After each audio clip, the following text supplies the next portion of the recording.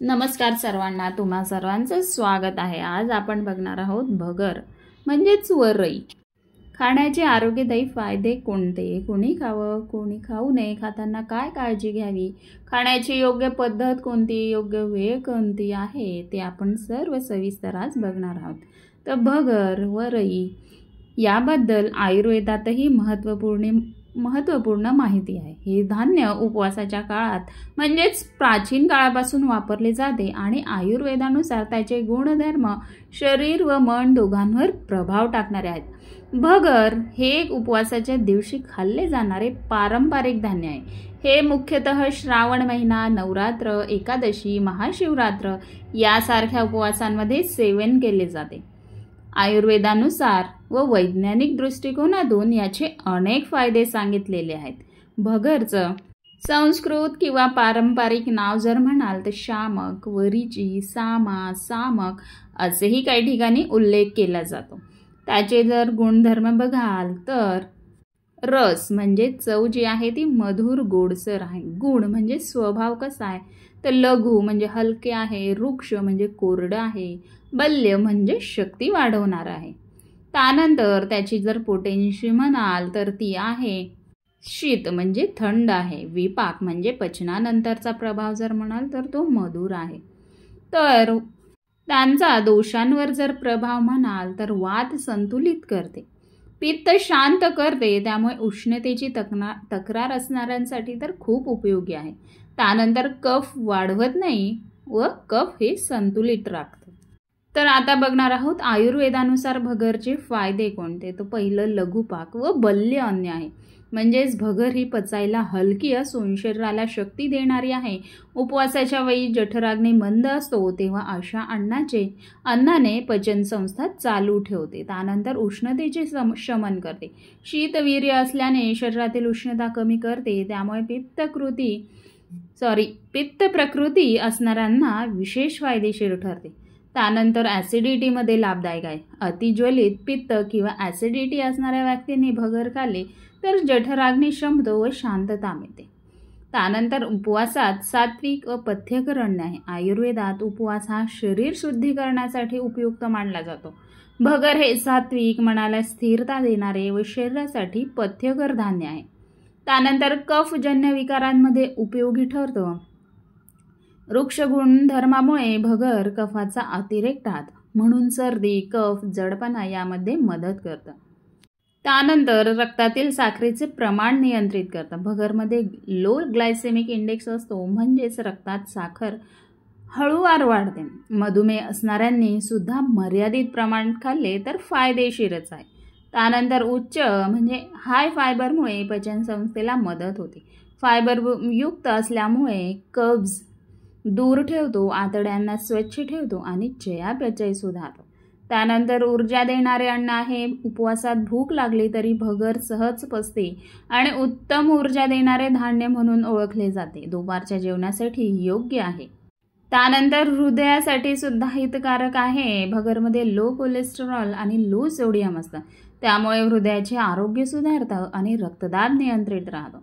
त्यानंतर गर्भवती व काही आजारानंतर आपल्या शरीराला ऊर्जा पाहिजे असेल त्यावेळेसही भगर हे बल्यवर्धक व सत्वदायी अन्न म्हणून वापरले जाते। आता बघणार आहोत भगर कुणी खावे। पहिलं तर सर्वांनाच माहिती आहे, उपवास करणारे सर्व व्यक्ती खाऊ शकतात, कारण उपवासात जठराग्नी मंद असतो तेव्हा भगर सारखे हलके व पचायला सोपे अन्न म्हणून उपयोगी ठरते। त्यानंतर पित्त प्रकृतीचे लोक खाऊ शकतात। भगरचे शीतवीर्य असल्यामुळे शरीरातील उष्णता कमी होते। त्यानंतर मधुमेह असणारे रुग्ण खाऊ शकतात, पण मर्यादित प्रमाणात खायचं आहे। त्यानंतर अपचन व गॅसचा त्रास असणारे सुद्धा व्यक्ती खाऊ शकतात। त्यानंतर गर्भवती आणि बाळंतीण बाई सुद्धा भगर ही खाऊ शकते। आता बघणार आहोत भगर कुणी खाऊ नये। तर पहिलं तर अतिशय कोरड्या प्रकृतीचे लोक म्हणजे ज्यांना वाताचा खूप जास्त त्रास आहे, कारण भगर हे कोरडं गुणधर्म असल्यामुळे वात प्रकृती असणाऱ्यांना कोरडी वाटू शकते, त्यामुळे त्यांनी खायचीच असेल तर तुपासोबत खावी। त्यानंतर ज्यांची प्रकृती अति थंड आहे, कारण भगर हे शीतवीर्य असल्यामुळे थंडी जाणवणाऱ्या, सर्दी, अंगदुखी असणाऱ्यांनी काळजीपूर्वक खायचे आहे. त्यानंतर ज्यांना अतिसार, जुलाब, अतिपचनचा त्रास सुरू असेल त्यांनी सुद्धा भगर खाणं टाळायचं आहे. आता बघणार आहोत भगर खाताना काय काळजी घ्यायची. तर पहिलं तर तुपासोबत खाणे आवश्यक आहे. भगर कोरडी असते, त्यामुळे तुपात परतून किंवा वरून तूप घालून खावी, ज्यामुळे वात नियंत्रित राहतो आणि पचन सुधारते.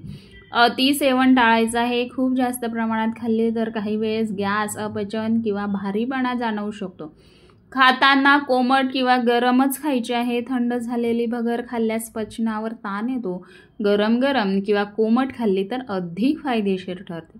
त्यानंतर रात्री खाणं टाळायचं आहे. विशेषतः ज्यांना पचनसंस्थेचे विकार आहेत त्यांनी रात्री खाणं टाळायचं आहे.